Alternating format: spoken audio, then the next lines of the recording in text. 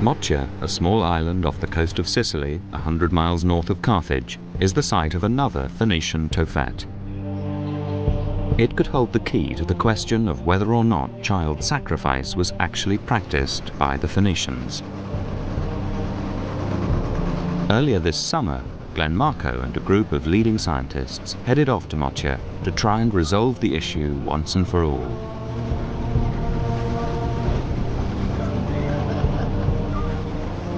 In Phoenician times, Moccia was a city teeming with over 15,000 people. But in 397 BC, it was destroyed after an extended siege. The inhabitants were massacred and the buildings left to rot. This disaster is a huge benefit for the team. Moccia was never fully reoccupied, and so the site is not cluttered with the debris of subsequent civilizations.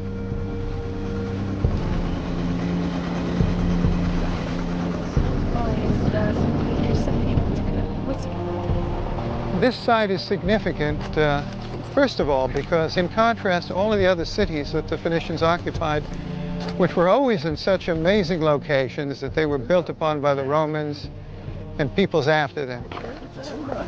Because of the remarkable condition of the site, we have a number of complexes that are completely preserved. One of them is the Tophet. Like the Tophet in Carthage, archaeologists discovered a large walled precinct in Moccia. They excavated 6,000 clay urns, once again filled with charred bones. The thousands of urns discovered on the island are now in storerooms under lock and key.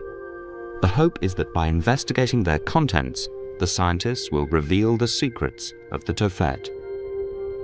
Dr. Charlotte Roberts is a biological anthropologist.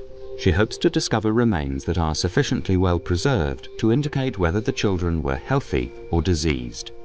If they're diseased, then it's likely the Tophets are ordinary cemeteries for children who died from natural causes. But if they're healthy, then perhaps they died in some unnatural way, possibly in a sacrificial rite. A normal skeleton would make her task relatively easy, but these remains were cremated 3,000 years ago. Here we've got one cremated individual, we assume. And if I just gradually tip this out on the table, you can probably understand the problems I'm faced with when it comes to doing an analysis of this sort of material. The first thing is it's really fragmented, and there are lots and lots of fragments. Charlotte's first task is to confirm that the bones are indeed from infants. Here we've got what looks like a rib from a baby.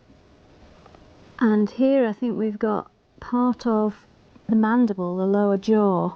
Here, yes, this looks like part of the skull, something called the petrous part of the temporal bone. These are the ones that survive quite well in cremation. As Charlotte picks through the bones, she makes an unexpected discovery.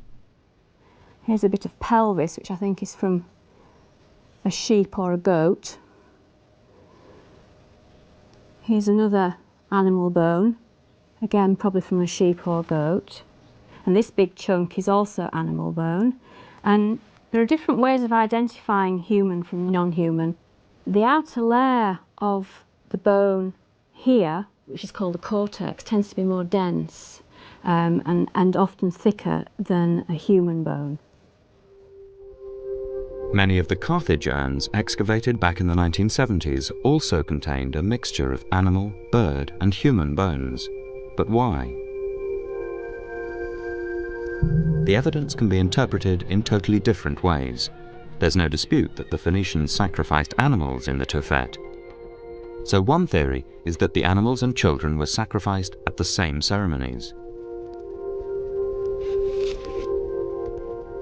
The result was that their cremated remains got mixed up on the funeral pyre and therefore in the urns.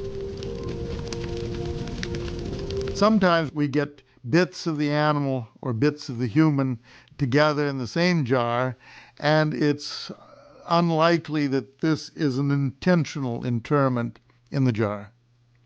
but just an accident of scraping off the pyre.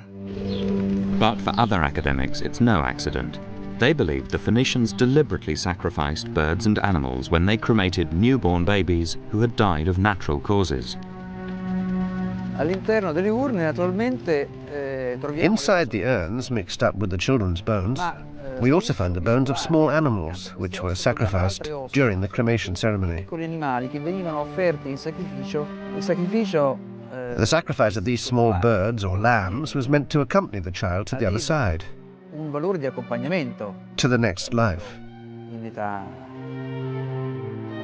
This might explain the urns with mixed remains, but many of the Carthage urns only contained animal bones. In some of these jars, for example, in this one, there wasn't a baby in there at all, only a lamb. So my question to those who claim that this is just an infant cemetery, that is only for children who died of natural causes, why in the world then are they burying their pets? The archaeological debate goes on, but back in Motia, there's been a breakthrough that may help solve the mystery. Charlotte Roberts has found human teeth, an important indicator of general health. If they show signs of disease, then the children could have died from natural causes and not in a sacrificial rite. The teeth survive very well during burial, much better than the bones, so we do get quite a lot of evidence for dental disease.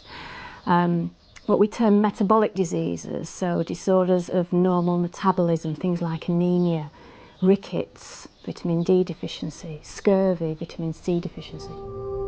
Metabolic disorders could affect dental development, so Charlotte uses the microscope to look for defects in the enamel.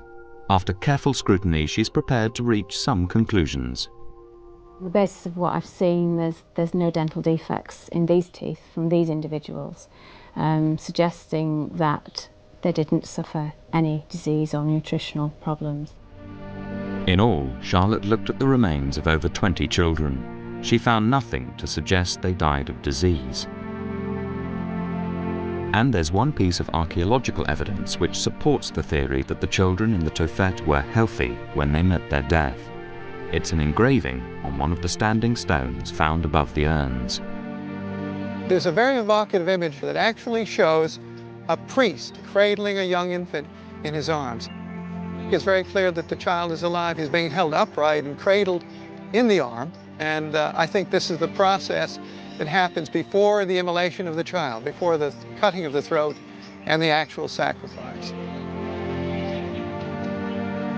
Glenn Marco believes the Phoenician wall surrounding Motia provides further important archaeological evidence of the special status of the Tophet. His argument is that in Phoenician times, Motia was connected to Sicily by a road. Although the road is underwater now, the lighter blue color of the lagoon reveals its position. This road made Motia vulnerable to attack from the mainland. In the 6th century BC, this defensive wall was hastily constructed around the island when the Greeks declared war. Now the wall itself, because it hugs the contour of the island, cut across the cemetery which lies to our west. And that wall literally bisects the cemetery itself. To save time, the wall's builders took the easiest route, even though it meant cutting across the cemetery. However, when they came to the Tophet, they took the trouble to build around it. Why? The implication of this, of course, is that this was a very sacred, hallowed ground. What we have is not a cemetery for children that died from natural causes, but a very sacred precinct of ritual child sacrifice. Glenn Marco may be right, but he admits that only unambiguous scientific evidence will prove conclusively his belief that ritual child sacrifice actually happened. I think the evidence that would really settle this debate over child sacrifice versus natural burial would be the evidence of the age of the children cremated. The age of the children when they died is critical because Professor Bartoloni maintains that the Tophet is simply a special cemetery for infants who died from natural causes. Nella realtà, il Tophet che cos'è? So, the Tophet, what is it? It's an open-air space where Phoenician children, either stillborn or who died soon after birth, were buried.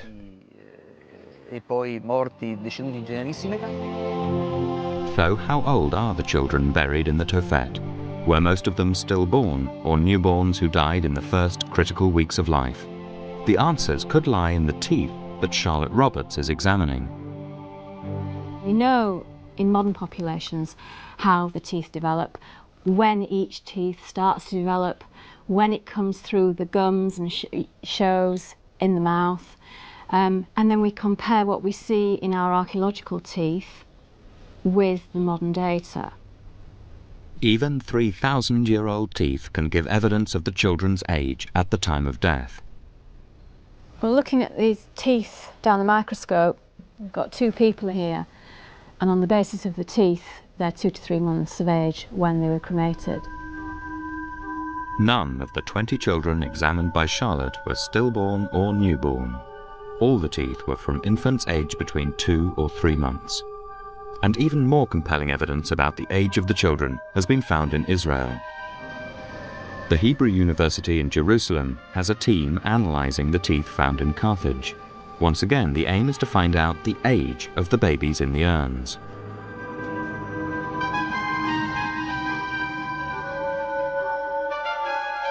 Last month, the preliminary results on 20 tooth samples known as tooth germs came through.